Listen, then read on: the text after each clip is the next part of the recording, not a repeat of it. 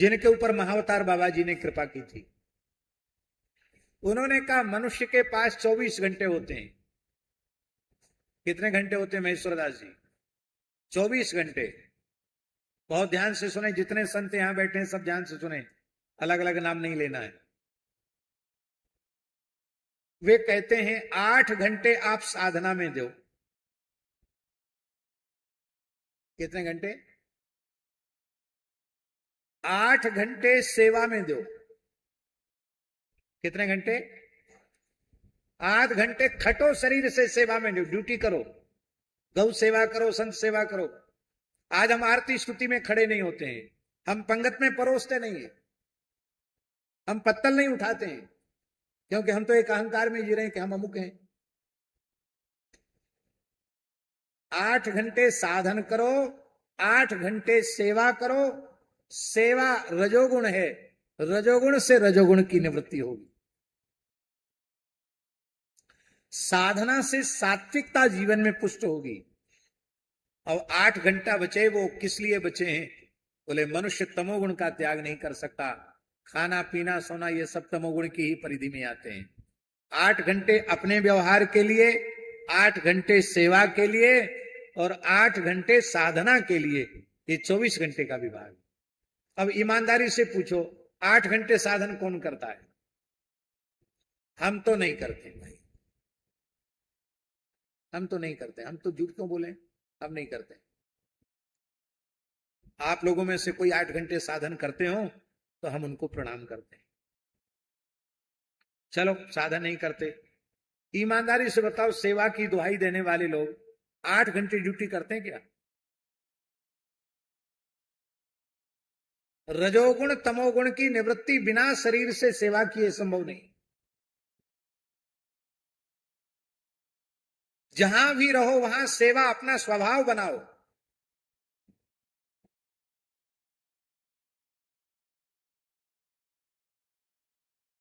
बहुत अच्छी बात। आप सेवा करते हो, आप सेवा करते हो तो आपको सेवा लेने का अधिकार है। आप सेवा नहीं करते हो तो आपको सेवा लेने का बिल्कुल अधिकार नहीं। आप राष्ट्र की सेवा, समाज की सेवा, गौ ब्राह्मण की सेवा, दीन दुखियों की सेवा नहीं कर सकते तो घोर जंगल में चले जाओ, पशु पक्षियों की तरह रहो। यदि आप समाज का टुकड़ा खाते हो, राष्ट्र का अन्न जल ले रहे हो, तो राष्ट्र की, समाज की सेवा में हमें भगवत भाव से लगना चाहिए। 8 घंटे सेवा में हम यहां बैठकर किसी व्यक्ति का गुणगान या प्रचार प्रसार नहीं कर रहे हैं, लेकिन देश भाग्यशाली है कि ऐसा प्रधानमंत्री देश को मिला हुआ है जिसने 12 वर्ष के सुदीर्घकालीन शासन काल में एक दिन की भी छुट्टी नहीं ली, और आज भी 17 से 18 घंटे मेहनत करता है वो व्यक्ति। बहुत अच्छी बात। साधन भी करता है और सेवा भी करता है।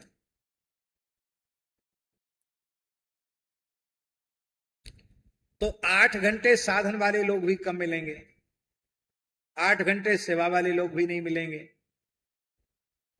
हाँ, जिनके लिए 8 घंटे खाने सोने में भी कम रह जाते हैं, ऐसे लोग बड़ी संख्या में मिलेंगे। 8 घंटे सोने में भी कम, खाने में भी कम, मौज मस्ती बाहर करने में भी 8 घंटे कम पड़ गए, ऐसे लोग बहुत मिलेंगे। इसका मतलब है हमारे जीवन के तमोगुण को हम स्वयं नहीं मिटा पा रहे हैं और हम बातें लंबी चौड़ी करते हैं। इसलिए ऐसे जो स्वेच्छाचार में प्रवृत्त हैं, जिनके जीवन में न सेवा है, न साधन है, न जप है, न तप है, न ज्ञान है शास्त्रों का, ऐसे लोग भी जो स्वयं किसी भी प्रकार की अनुभूति से युक्त नहीं है और आपके कल्याण के ठेकेदार बनते हैं, ऐसे लोग गुरु बनकर के आपको सही मार्ग से भटकाने लग जाएंगे। इसलिए केवल गुरु वाक्य से विश्वास श्रद्धा भी नहीं कहा जा सकता। दिल्ली में कथा हो रही थी, एक सज्जन के यहाँ, ब्राह्मण देवताई थे वो, उनके यहाँ बहुत आग्रह था। शाम को हम लोग गए, 8-10 संत थे। वेद लक्षणा, भारतीय देसी गाय के घी की पूड़ी, हलवा, साग, खीर वगैरह बनी थी। तो स्वाभाविक हमारा पूछना, हमने उनको पूछा कि भोग लग गया? बोले हाँ भोग लग गया। हम लोग पाना शुरू कर दिए, और जब पाना शुरू कर दिए तो उन्होंने जूठे भोजन में तुलसी छोड़ना शुरू कर दिया। और तुलसी भी एक पत्ता नहीं, इतनी इतनी तुलसी। तो हमने सोचा कि शायद पुदीना होगा, गर्मी का समय है, पुदीना होगा। मैं ऐसे लेके देखा, पुदीना नहीं तो तुलसी जी है। अरे राम राम, जूठे में तुलसी कैसे? बोले आप खाएंगे तभी ना भोग लगेगा। ना, व्यक्ति को भोग नहीं लगता है, भोग तो ठाकुर जी को लगता है। हम लोग भगवान का प्रसाद पाते हैं। आप किसके शिष्य हैं? तो उन्होंने बताया कोई बहुत बड़ा नाम उस समय था। बोले उनके हैं। तो आपके देवालय में दर्शन करें। तो देवालय में न किसी देवी का विग्रह था, न किसी देवता का स्वरूप था, केवल एक व्यक्ति का चित्रपट रखा था। बोले हमारे तो सब कुछ यही है, सब देवी देवता हमने घर से बाहर निकाल दिए।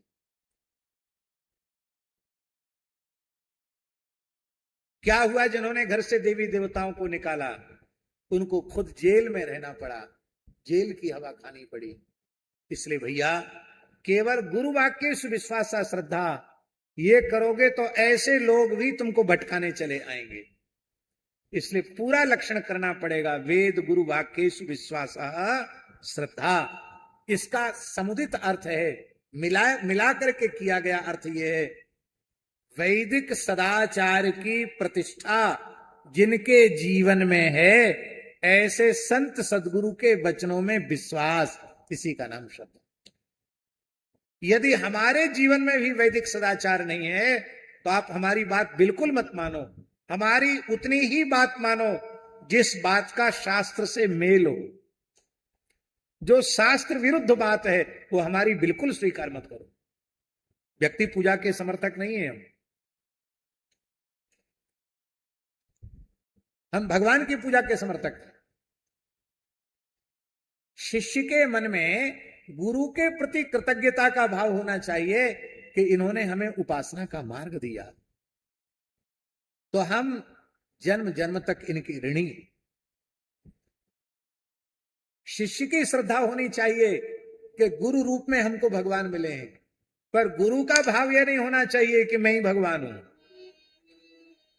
उसको तो अपने मन में दासानुदास के भाव से ही जीना चाहिए। बोलो भक्तवत्सल भगवान की जय। प्रसंगवश हम पूज्य दतिया वाले स्वामी जी का स्मरण कर रहे हैं। यद्यपि हमारे काल में वे विराजमान थे, लेकिन सौभाग्य नहीं मिला हमें उनके प्रत्यक्ष दर्शन का। पर हमने अब तक उनके जितने साधक देखे हैं, सब उच्च कोटि के साधक देखे। अभी झांसी वाली माता जी नाम मात्र के लिए गृहस्थ हैं, पर उच्च कोटि की साधिका है। और ये इनका सामर्थ्य नहीं है, ये गुरु महाराज की कृपा है। सामने आप बैठे हैं, आप भी दतिया वाले स्वामी जी की परंपरा से ही दीक्षित हैं।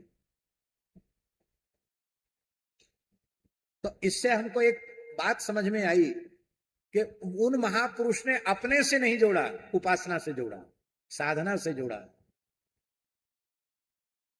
तो यही सच्चे संत की, सच्चे गुरु की यही पहचान है, वह अपने से न जोड़कर अपने आराध्य से जोड़ता है। इसलिए हमारे जीवन में श्रद्धा का जागरण हो, इसलिए महात्म्य का सुनना बहुत जरूरी है। इसलिए सबसे पहले श्रीमद् भागवत के महात्म्य की चर्चा की गई। महात्म्य 2 पुराणों में है, एक पद्म पुराण में और एक स्कंद पुराण में। पद्म पुराण में 6 अध्यायों में भागवत का महात्म्य है, और स्कंद पुराण में 4 अध्यायों में भागवत का महात्म्य है। पद्म पुराणोक्त भागवत महात्म्य का प्रथम श्लोक है, सच्चिदानंद रूपाय विश्वोत्पत्त्यादि हेतवे तापत्रय विनाशाय श्री कृष्णाय वयं नमः। इस प्रथम मंगलाचरण के श्लोक में भगवान की शरणागति की चर्चा है। नमस्कार का अर्थ है शरणागति। शरणागति के प्रयोजन क्या है? शरणागति का प्रयोजन क्या है? हम भगवान की शरण में क्यों जाएं? तो इस मंगलाचरण के प्रथम श्लोक में शरणागति के 9 हेतुओं की चर्चा है। कितने हेतु हैं? 9। इन 9 कारणों से हमें भगवान की शरण में जाना चाहिए। पहला, सच्चिदानंद रूपाय। ये 3 कारण हो गए। भगवान सत्स्वरूप हैं, भगवान चित स्वरूप हैं, भगवान आनंद स्वरूप हैं। और हम सच्चिदानंद भगवान के अंश हैं। अंश में अंशी के गुण होते हैं। प्रत्येक जीव में भगवान के गुण हैं। पृथ्वी में गुरुत्वाकर्षण है,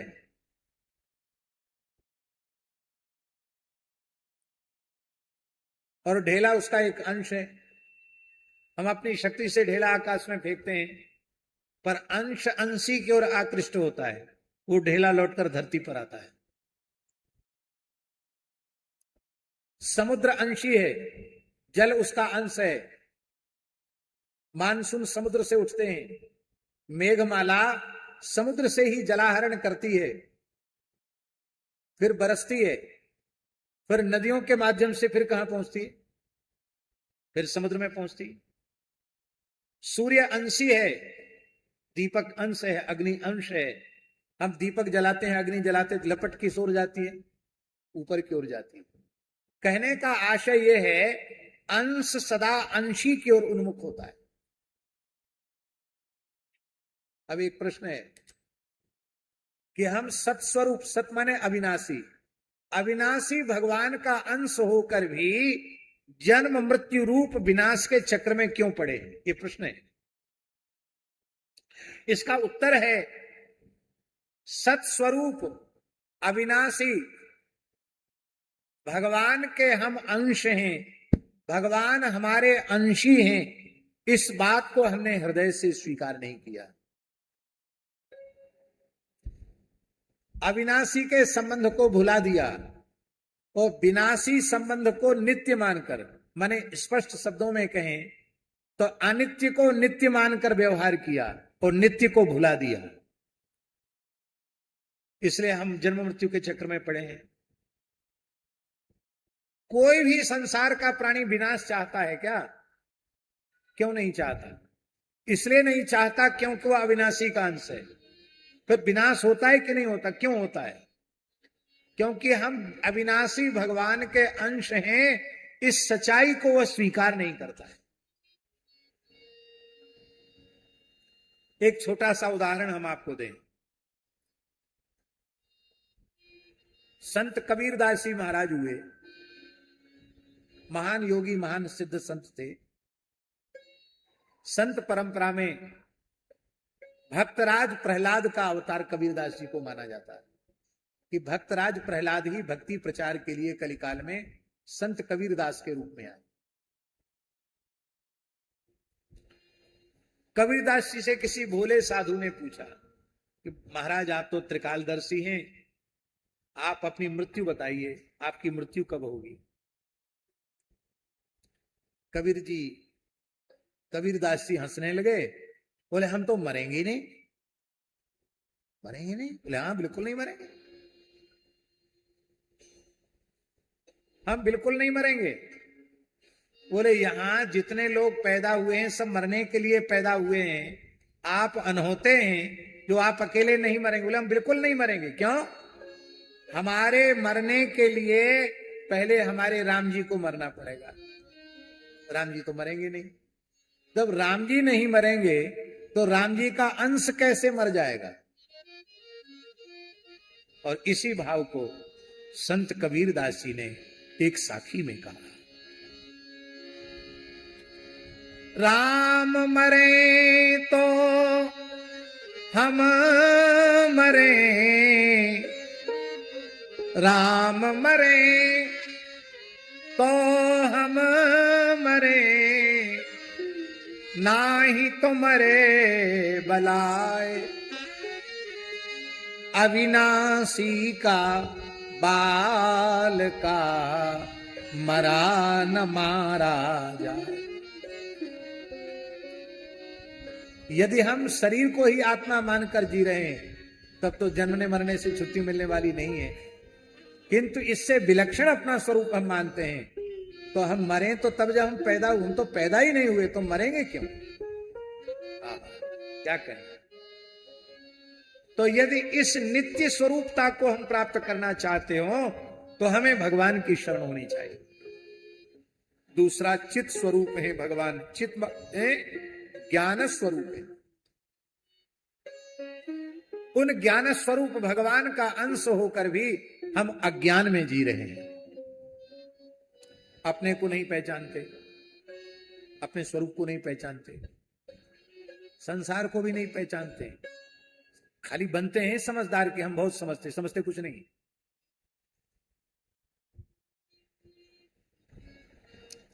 स्वयं को ही नहीं जानते तो दूसरे को क्या जानेंगे? और उन चैतन्य स्वरूप भगवान का अंश होने के बाद भी हमारी दुर्दशा ऐसी है स्वामी जी कि 40-50 से ऊपर गए, 60 के भय नहीं कि लोग कहने लगते हैं अब तो ये सठिया गए हैं, मतलब अब इनका दिमाग होश हवास ठीक नहीं है, इनका बूढ़े हो गए हैं, सठिया गए हैं। पर अभी जिन केशव राम जी अग्रवाल जी का नाम हमने लिया, जीवन के अंतिम श्वास तक उनका ज्ञान एक जैसा था। यह है चित स्वरूपता। स्वामी श्री राम सुखदास जी महाराज 102 वर्ष की आयु में भगवत धाम गए। जिस दिन भगवत धाम गए उस दिन भी प्रवचन दे करके गए। उनका ज्ञान प्रभावित नहीं था। जो ज्ञान स्वरूप भगवान है उनसे हमारा संबंध है, ये हमने स्वीकार नहीं किया। अज्ञान स्वरूप शरीर संसार से संबंध मान लिया। मैं शरीर हूं और शरीर से संबद्ध संसार मेरा है। इसलिए यदि हम अपने ज्ञान स्वरूप को प्राप्त करना चाहते हो, स्वस्वरूप में स्थित होना चाहते हो, तो हमें चित स्वरूप भगवान की शरण ग्रहण करनी चाहिए। 2 कारण हो गए। तीसरा कारण आनंद। दुख कोई चाहता है क्या? बोलो पदम जी, दुख कोई चाहता है? मिलता है कि नहीं? दुख नहीं चाहते फिर भी मिलता है। जैसे न चाहते हुए दुख मिलता है, ऐसे ही न चाहते हुए सुख भी मिलेगा। पर मनुष्य की दुर्बुद्धि ऐसी है कि सुख प्राप्ति के प्रयत्न में अपने सारे जीवन को दांव पर लगा देता है, फिर भी दुख से बच नहीं पाता। दुख से बचने की युक्ति क्या है? मैं शरीर हूं और शरीर से संबद्ध संसार मेरा है, ये जब तक मानते रहोगे तब तक आपका दुख मिटने वाला नहीं है। आप कहीं चले जाओ, किसी योनि में चले जाओ, किसी लोक में चले जाओ। इसी को स्वामी श्री राम सुखदास जी कहते थे, दुख आफत संकट चाहते हो तो शरीर से संसार से संबंध जोड़ लो, और यदि इससे सदा सर्वदा के लिए मुक्ति चाहते हो तो परमात्मा से संबंध जोड़ लो कि मैं केवल भगवान का ही हूं और केवल भगवान ही मेरे। हम किसके अंश हैं? सो आनंद सिंधु सुख राशि, सो आनंद सिंधु सुख राशि, सी करते त्रैलोक सुपासी, सी करते त्रैलोक सुपासी। इसी को विनय पत्रिका में गोस्वामी जी कहते हैं, आनंद सिंधु मध्य तव वासा, आनंद सिंधु मध्य तव वासा, आनंद सिंधु मध्य तव वासा, आनंद सिंधु बिनु जाने कसी मरसी पियासा, बिनु जाने कसी मरसी पियासा। इसी को कबीरदास जी ने अपने शब्दों में कहा, पानी में मीन पियासी, मोहि सुनी सुनी आवत हासी। हाँ, पानी में मीन पियासी, मोहि सुनी सुनी आवत हाँ। पानी में मीन पियासी, मोहि सुनी सुनी आवत हासी। कितने हम बताएं उदाहरण आपको दें। सुख का संबंध भौतिक जगत की किसी वस्तु से नहीं। यदि भौतिक जगत की किसी वस्तु से सुख का संबंध होता तो जो सामर्थ्यशाली लोग हैं उन्होंने सारा आनंद खरीद लिया होता, गोदाम में भर लिया होता और उसका भी व्यापार करने लग जाते कि तुमको आनंद चाहिए, सुख चाहिए तो इतने पैसों में मिलता है। पर आप बुरा मत मानना, हमने जितने बड़े अमीर देखे उतने अधिक दुखी देखे।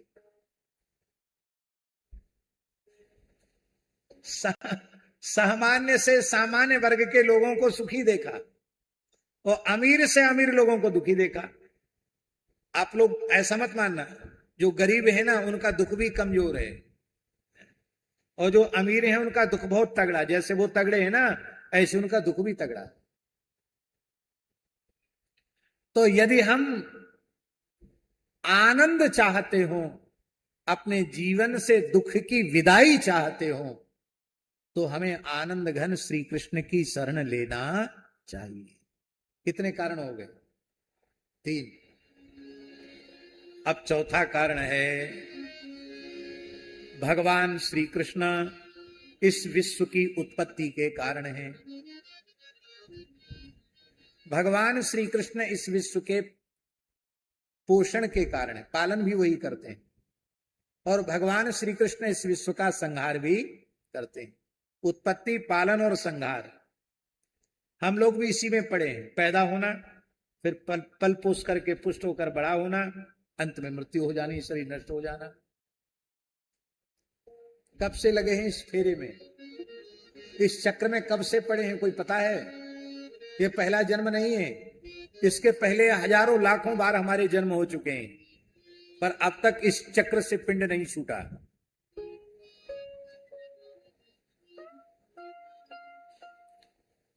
कैसे पिंड छूटेगा इससे? संत श्री मलुकदास जी कहते हैं, अब मैं पूरा सतगुरु पाया, अब मैं पूरा सतगुरु पाया, अब मैं पूरा सतगुरु पाया, अब मैं पूरा सतगुरु पाया। मन ते जन्म जन्म डका, मन ते जन्म जन्म डकाया। कई लाख तुम रंडी छाड़ी, केते बेटी बेटा, कई लाख तुम रंडी छाड़ी, केते बेटी बेटा। कितने बैठे सिजदा करते, कितने बैठे सिजदा करते, माया जाल लपेटा, माया जाल लपेटा। अब मैं पूरा सतगुरु पाया, अब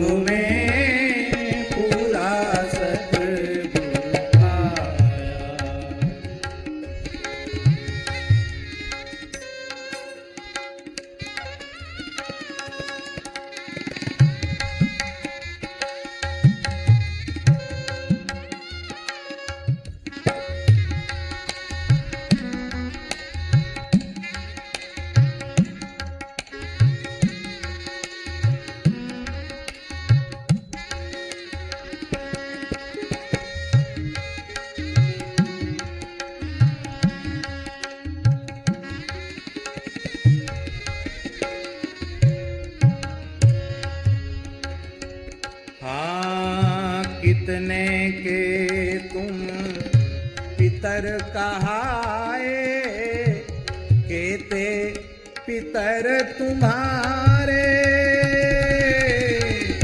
कितने के तुम पितर कहाए, केते पितर तुम्हारे। गया बनारस करी करी थाके, गया बनारस करी करी थाके। देत देत पिंड हारे, देत देत पिंड हारे।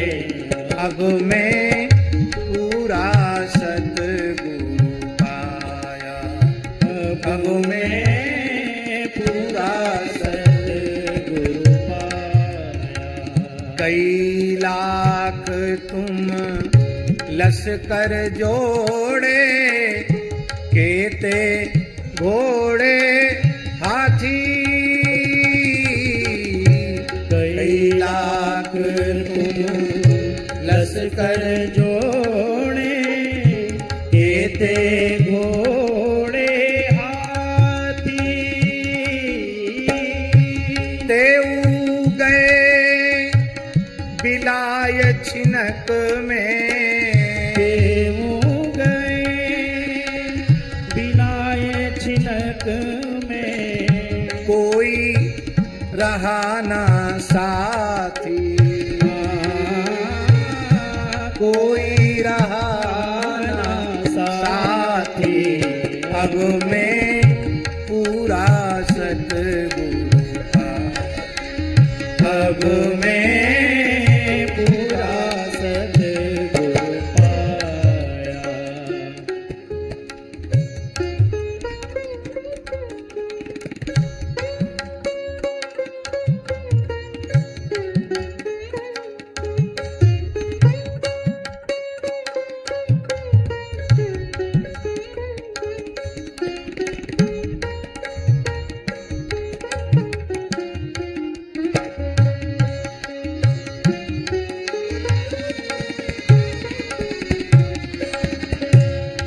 पर हमारे जीवन की सारी समस्याओं का अंत हो गया। कैसे हुआ? ईमानदारी से हमने अपने अंतःकरण को श्री सद्गुरु भगवान के चरणों में न्यौछावर कर दिया। आवागमन मिटाया सद्गुरु, पूजी मन की आशा। आवागमन मिटाया सतगुरु, पूजी मन की आशा। जीवन मुक्त किया परमेश्वर, जीवन मुक्त किया परमेश्वर।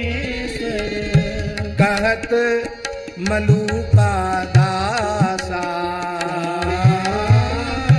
कहत मलू का दासा। अब मैं पूरा सतगुरु पाया, अब मैं पूरा सतगुरु पाया। आवागमन मिटाया सतगुरु, पूजी मन की आशा। अब मरने के बाद मुक्त होने की जरूरत नहीं, जीवन मुक्त किया, जीते जी मुक्ति का अनुभव करा दिया। जीवन मुक्त किया परमेश्वर, कहत मलू का दासा। पर बस वही बात आ गई सामने कि हम केवल वाणी से कहते हैं कि हम सद्गुरु भगवान की शरण में हैं। ईमानदारी से तो गुरु में मनुष्य भाव रखते हैं और हृदय का सच्चा समर्पण जैसा होना चाहिए वैसा समर्पण गुरु तत्व के प्रति नहीं होता। उनके द्वारा प्रदत्त साधना को जिस श्रद्धा से, जिस ईमानदारी से करना चाहिए, उस ईमानदारी से। तो फिर वही बात आई कि दीपक की चर्चा करने से अंधकार की निवृत्ति नहीं होगी, लड्डू की चर्चा करने से लड्डू का स्वाद नहीं आएगा। लड्डू खाने से, दीपक जलाने से उसके लाभ की अनुभूति। तो यदि हम उत्पत्ति, पालन और संहार के चक्र से मुक्त होना चाहते हैं तो भी हमें श्री कृष्ण की शरण लेनी चाहिए। और वो शरणागति का भाव बिना सदगुरु की कृपा के जगता नहीं है। कितने कारण हो गए? 6 हो गए। सच्चित आनंद 3, उत्पत्ति पालन संहार 3, 6। अब 3 और कारण। तापत्रय विनाशाय, त्रिविध ताप का आत्यंतिक नाश। त्रिविध ताप कौन कौन है? दैहिक, दैविक और भौतिक। इन तीनों प्रकार के तापों का नाश ये भी बिना भगवत शरणागति के संभव नहीं। ईमानदारी से भगवत शरणापन्न हो जाए तो उसके जीवन में त्रिताप से मुक्ति हो जाएगी। हाँ, राम राज दैहिक, दैविक, भौतिक तापा, राम राज नहीं काहू ही व्यापा। आज भी आप राम जी के राज में रहने लग जाओ, आपको कोई ताप छू नहीं सकेगा। पर राम जी के राज में थोड़ी रहते हैं, कलयुग के राज में रहते हैं, दोष और दुर्गुणों के राज्य में रहते हैं। संत के, गुरु के, भगवान के शासन में हम नहीं रहते हैं, हम स्वेच्छाचारी हैं। तो हमारे दुख की निवृत्ति कैसे होगी? आप लोग कहेंगे कि शरीर का प्रारब्ध शरीर के साथ है और प्रारब्ध का भोग तो सबको करना पड़ता है।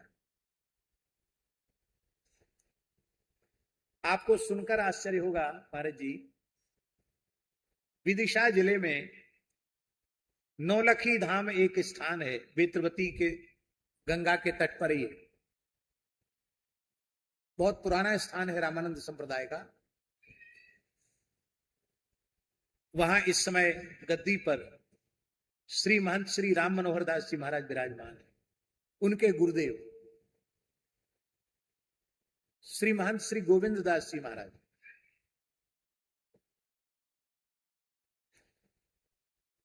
बहुत अच्छे महात्मा थे, बहुत अच्छे। वो बार बार कहते थे कि भाई मैं मर जाऊंगा, मुझे महाराज की कथा सुनवा दो। वो अस्वस्थ थे, हमसे कहा आप कथा सुना दीजिए। हमने कहा ठीक है। तो उज्जैन कुंभ के बाद हमने उनको कथा सुनाई। अब उज्जैन कुंभ आने वाला 12 साल हो जाए। वो कथा महाराज जी इतनी विलक्षण कथा हुई कि नौलखी का नाम नौलखी सत्य हो गया। किसी जमाने में 9 लाख लोगों ने वहां भंडारा खाया होगा। किसी जमाने में 7-8 दिन का उत्सव था, 9 लाख के करीब लोगों ने भोजन किया। उस जगह का नाम पड़ गया नौलखी। पर दास की कथा थी तो 1.5 लाख लोग तो रोज ही भोजन करते। और हालत यह हुई कि नौलखी अपने रिकॉर्ड से आगे बढ़ गया। 10-12 लाख लोगों ने भोजन किया। बड़ा अद्भुत आयोजन था।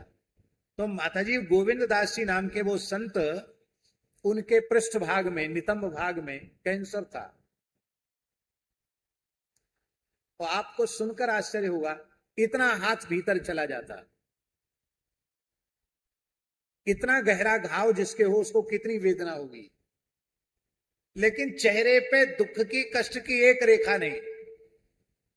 और ऐसी स्थिति में 5 घंटे 6 घंटे कथा में बैठते थे। दुख, अरे नहीं कुछ नहीं, ऐसा ही है, ठीक है, कुछ नहीं। कहते थे ना हम फोड़ा है और ना हमारा फोड़ा है। बोलो वृंदावन बिहारी।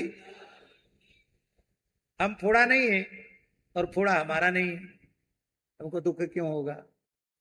राम राम करते हैं। मैंने अपनी आंखों से देखा।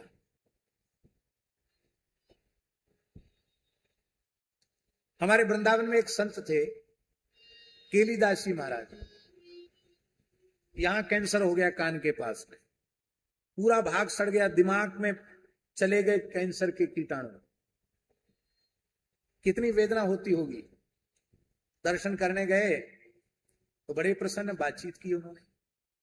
कहा महाराज इसमें कष्ट, कितना गहरा घाव, कष्ट? तो कहते नहीं, भगवान की चर्चा छुड़ाकर लोग हमारे शरीर की चर्चा करते हैं, इस बात से कष्ट होता है, बीमारी से कोई कष्ट नहीं।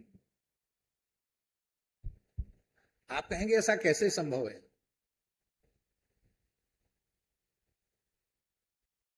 एक और उदाहरण दे देते हैं।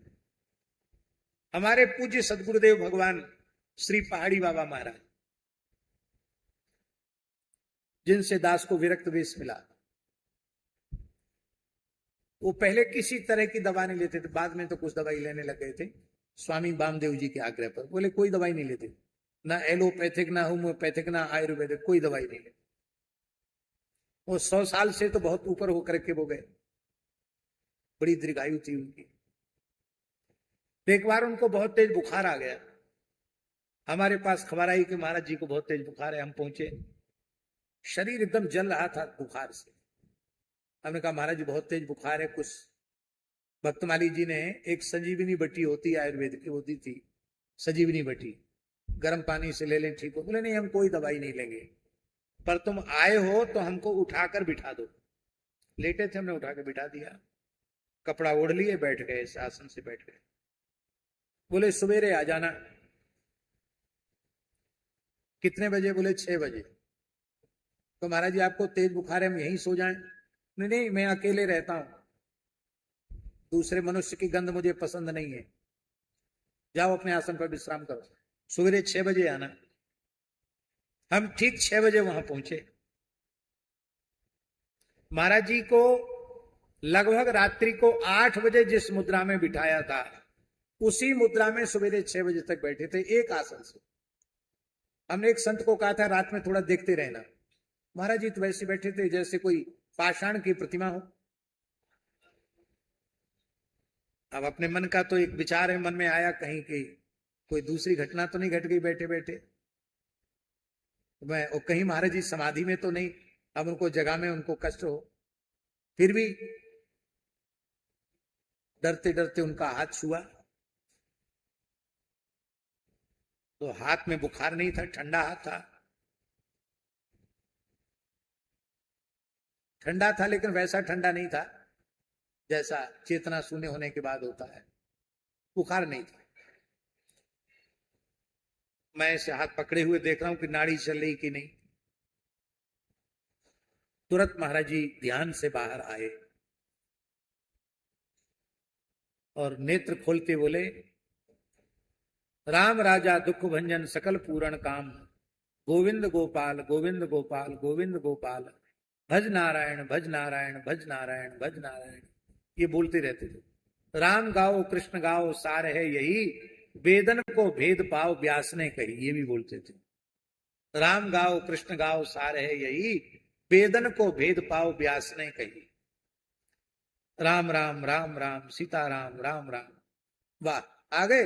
हाँ महाराज। तुरंत बोलते हैं भगवान बड़ी कृपा करते हैं, तब शरीर में बुखार आता है, बीमारी आती है। हम हंसने लगे। हमने कहा महाराज जी इसमें कौन सी कृपा हो गई? बोले देखो हमने 1942 में अन्न खाना छोड़ दिया था और हम केवल साग लेते, रात को दूध लेते। बुखार में खाना चाहिए नहीं, तो कल दिन भर का तो बढ़िया उपवास हो गया, कुछ खाया नहीं, रात को दूध भी नहीं लिया, केवल पानी पर रहे। और ऐसे कुछ खाते पीते तो सो जाते, भजन नहीं होता। तो पूरी रात राम नाम का ऐसा, राम नाम महामणि का ऐसा प्रकाश हुआ है। आहा बहुत आनंद, बहुत आनंद। देखो बुखार का बुखार चला गया और पूरी रात भजन हो गया। वाह, भगवान बड़ी कृपा करते हैं तो शरीर में बीमारी आती है। देखो बच्चा, इस शरीर का अहंकार हो जाता है, मैं, बीमारी आती, सब पता चल जाता है शरीर की क्या वास्तविकता है। इसलिए देहाभिमान को कम करने के लिए रोग आता है। वाह, राम जी की कितनी दया। हमने ये घटना पूज्य गुरुदेव भक्तमाली जी को सुनाई। बोले देखो उनकी वृत्ति भगवान के भजन में है, इसलिए शरीर के कष्ट की अनुभूति उनको नहीं। हम आपको सच्ची बात बोल रहे हैं, हमारा भी शरीर तो मनुष्य का ही शरीर है और हम भी लगभग, वैसे तो 1995 से ही निरंतर क्रियाशील हैं, लेकिन सन 2000 से लेके 2026 चल रहा है। अहर्निश प्रवास और विचरण, एक जगह कहीं ठहरते ही नहीं, घूमते रहते हैं। 8-8, 10-10 घंटे की यात्रा की, फिर 3-3.5 घंटे की फ्लाइट की यात्रा की, फिर पूरी रात ट्रेन की यात्रा की, और शरीर सवेरे बोल रहा था, ट्रेन थोड़ी लेट हो गई थी, कि 1-2 घंटे सो लो। लेकिन वो सवेरे सोने का समय तो नहीं है 6 बजे, तो अपनी नित्य क्रिया में लग गए। आपके बीच उपस्थित हैं सेवा। तो हमको भी एक दिन की छुट्टी नहीं मिली। जो अवकाश का समय आता वो और दूसरी व्यस्तताओं में चला जाता है। लेकिन जितनी देर बैठकर भगवत चर्चा करते हैं उतनी देर लगता है हम सच्चिदानंद स्वरूप हैं, उतनी देर शरीर में आदि व्याधि कष्ट कुछ प्रतीत नहीं होता। और जब भगवत सेवा से बाहर आते हैं तो शरीर का धर्म शरीर के साथ है, थकान भी होती है, टूटन भी होती है, कोई और परेशानी है तो उसका भी अनुभव होता है, क्योंकि जैसी वृत्ति भगवान में लगनी चाहिए वैसी नहीं लग पाई। पर कथा के क्षण में वृत्ति भगवान में रहती है, इसलिए उसके बाह्य कष्ट के शारीरिक कष्ट का अनुभव शरीर अपने आप को नहीं होता। तो ये उदाहरण हम इसलिए दे रहे हैं कि 3 घंटे 4 घंटे यदि हमारी वृत्ति भगवान में लग गई और हमको दुख से छुट्टी मिल गई, 24 घंटे हमारी वृत्ति भगवान के नाम रूप गुण लीला में लग जाए, तो क्या दुख हमें छू सकेगा? दुख छूकर भी सुख रूप हो जाएगा। ये है तापत्रय विनाशाय। ये 9 कारण हैं। यदि हम अपने जीवन में सच्चिदानंद स्वरूपता को प्राप्त करना चाहते हो, उत्पत्ति पालन संहार के चक्र से मुक्त होना चाहते हो और दैहिक दैविक भौतिक त्रिविध तापों से मुक्त होना चाहते हो, तो हमें भगवान की शरण ग्रहण करनी चाहिए। पर कृष्णाय नमः नहीं है, श्री कृष्णाय। श्री कृष्णाय क्यों? श्रियः सहितः कृष्णः, श्री कृष्णः तस्मै श्री कृष्णाय नमः। राधा रानी के सहित जो श्री कृष्ण हैं, हम उनकी शरण।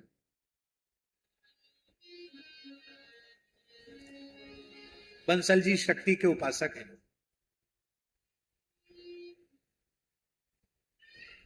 शक्ति और शक्तिमान को अलग नहीं किया जा सकता, एक ही है। पर हम जो बात कहना चाहते हैं उसको ध्यान देकर के सुने। मान लो कोई पहलवान जी है, विश्व विजयी पहलवान है, बड़े बड़े दंगल जीते हैं, बड़ी बड़ी कुश्तियां जीती हैं, विश्व रिकॉर्ड कायम किया है। अब बहुत ज्यादा बीमार पड़ गए, कोई आदि व्याधि हो गई, अब भारी कमजोरी आ गई। अब वो कहते हैं पहलवान जी, एक लोटा उठाकर लाना। उनसे कहो तुम तो क्विंटलों उठाकर फेंक देते थे, एक लोटा नहीं उठता है। तो वो क्या कहेगा? वो कहेगा क्या करें, शक्ति नहीं। क्या कहेगा? इसका मतलब क्या हुआ? व्यक्ति तो है पर व्यक्ति में शक्ति नहीं है, तो शक्ति के बिना व्यक्ति कुछ नहीं कर सकता। बोलो दुनिया में कोई माई का लाल हो जो बिना शक्ति के कुछ कर सके? पर शक्ति रहेगी कहां? शक्ति स्थित कहां होगी? शक्तिमान में। शक्तिमान नहीं होगा तो शक्ति कहां रहेगी? शिव पुराण में शिव पार्वती संवाद है। पार्वती जी ने कहा मैं आपकी शक्ति हूं, आप जगत की सृष्टि करते हैं पर मेरे बिना करके दिखाइए। फिर से सुन लें इस बात को। आप जगत की सृष्टि करते हैं, पार्वती जी कह रही हैं, पर आपकी ताकत हो तो हमारे बिना करके दिखाइए। और अध्यात्म रामायण में भगवती जगत जननी श्री जानकी जी ने हनुमान जी को यहां तक कह दिया कि हनुमान आज मैं तुम्हें तत्व का उपदेश करने जा रही। वो पूरा प्रकरण बोलेंगे तो प्रसंग दूसरा हो जाएगा। पर जानकी जी कह रही हैं रामो न किंचित करोति, राम जी कुछ नहीं करते हैं, आज तक इन्होंने कुछ किया नहीं, ये करते नहीं, करेंगे नहीं। तो ये सब होता कैसे बिना किए? तो जानकी जी कहती हैं लोग आरोप करते हैं राम जी पर कि सब राम जी करते हैं, पर ये कुछ नहीं करते हैं, ये तो मंद मंद मुस्कुराते हैं, करने वाली मैं हूं और जय जयकार इनकी होती। बोलो भक्त वत्सल भगवान की। तो आप क्या क्या क्या क्या करती हैं? तो जानकी जी बोल रही हैं, जानकी जी कह रही हैं कि सबसे पहले ताटका वध में करती हूं, ताड़का को मैं मारती हूं, विश्वामित्र जी के यज्ञ की रक्षा मैं करती हूं, शिवजी का धनुष मैं तोड़ती हूं, और इन अपने दुष्ट पुत्रों का उद्धार भी मैं ही करती हूं, रावण आदि का उद्धार भी मैं ही करती हूं, प्रजा का पालन भी मैं ही करती हूं, पर करने वाली मैं हूं। पर आरोप करते हैं लोग राम जी पर, इसलिए मैं तुमको तत्व का उपदेश कर रही हूं। इसलिए गोस्वामी जी ने कहा गिरा अर्थ जल बीच सम, कहियत भिन्न न भिन्न, बंदौ सीता राम पद जिन्हि परम प्रिय। चलो एक कथा आपको सुना देते। ये सब इसीलिए है कि हम लोग किसी भी स्थिति में अहंकार न करें। राम जी में अहंकार नहीं है, पर हम लोगों को सिखाने के लिए नाटक तो करना पड़ेगा कि नहीं? छोटे लोग सीखेंगे कैसे, बड़े लोग नाटक नहीं करेंगे तो नाटक करना पड़ेगा।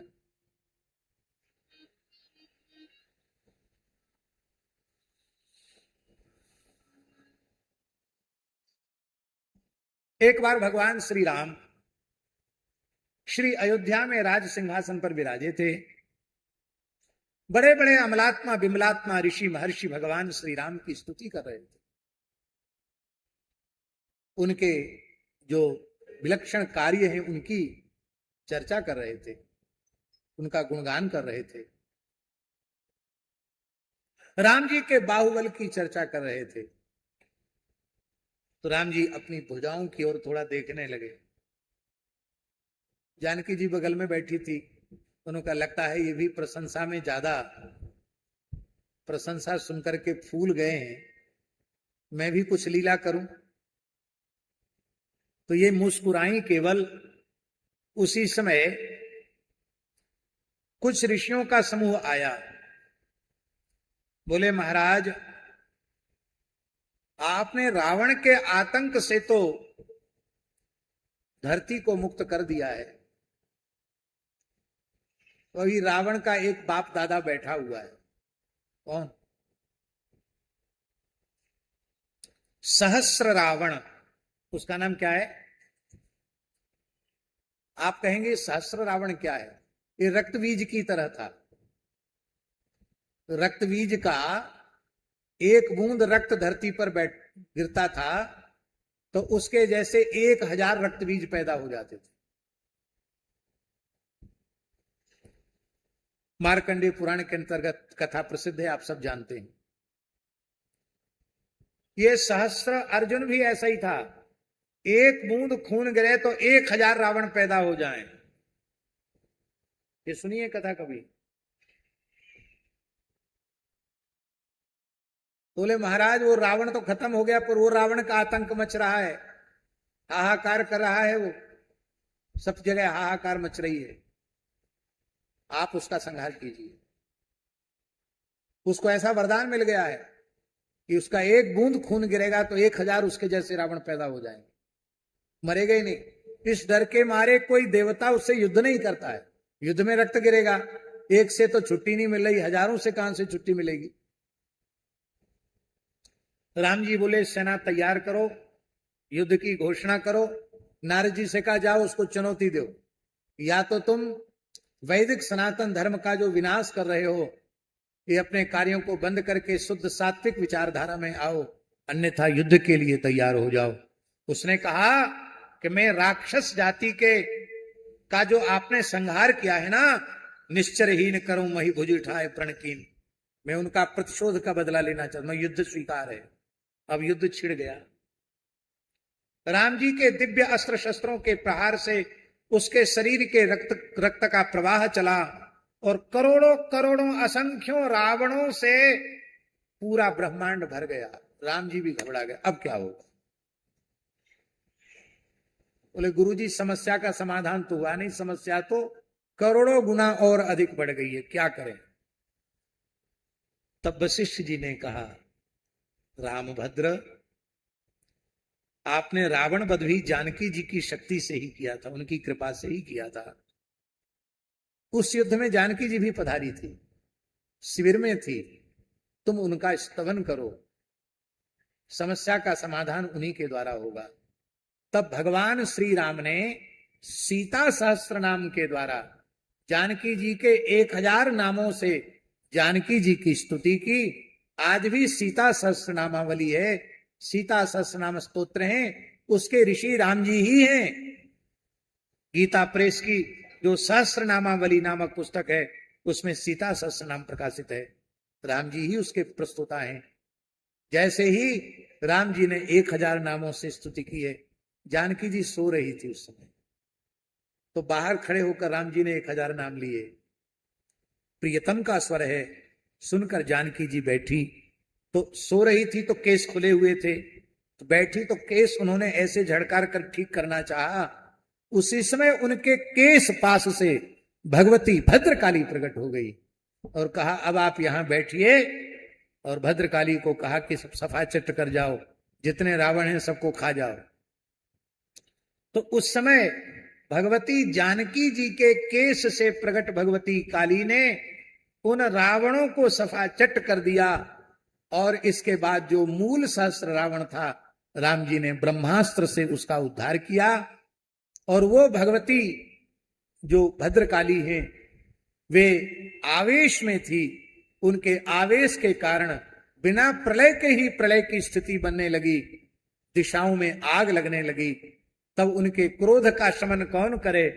तब भगवान शिव से प्रार्थना की गई कि आप इनके क्रोध का शमन करें। तो आज भी बंग प्रदेश में कलकत्ता में वह स्थल है जहां भगवान शिव गंगा के तट पर पौड़ गए और भगवती काली आवेश में वहां से चली। और जैसे ही उनका दाहिना चरण भगवान शिव के वक्षस्थल पर पड़ा तो उनको लगा कि किसी के ऊपर मेरा पैर पड़ा है। तो उन्होंने देखा कि ये तो भगवान शिव हैं, ये शिव हैं। ऐसा देख करके सहसा उनकी जीव ऐसे हो गई, जीव निकल आई। वही भगवती का स्वरूप है। आज भी कलकत्ता में काली घाट आप जाते हैं, भगवान शिव पौड़े हैं, उनके छाती पर भगवती भद्रकाली का दाहिना चरण है। ये कथा पूज्य गुरुदेव पहाड़ी बाबा महाराज ने सुनाई थी। इस बार हम लोग भद्रकाली का भी दर्शन करके आए। वो कहती है जानकी जी ही हैं। जैसे भगवान 10 बीस नहीं हो सकते, ऐसी भगवती भी 10 बीस नहीं हो सकती। वही शक्तिमान है और वही शक्ति है, उनमें किंचित भी भेद नहीं है। बस आपको अपनी गुरु प्रणाली से जो उपासना मिली है उस उपासना में आप सुदृढ़ हो जाए। तो रामो न किंचित करोति, व्यक्ति वही है पर व्यक्ति में शक्ति नहीं है, तो शक्ति के बिना व्यक्ति कुछ नहीं कर सकता। बोलो भक्तवत्सल भगवान की जय। इसलिए श्री कृष्णाय, अकेले कृष्ण कुछ नहीं कर पाएंगे, राधा रानी का सानिध्य जरूरी है। राधा रानी के सहित, शक्ति के सहित शक्तिमान कृष्ण, हम उनकी शरण ग्रहण करते हैं। बोलो भक्तवत्सल भगवान की। अब इसकी व्याख्या बढ़िया हो गई, 8:45 बजने वाला है।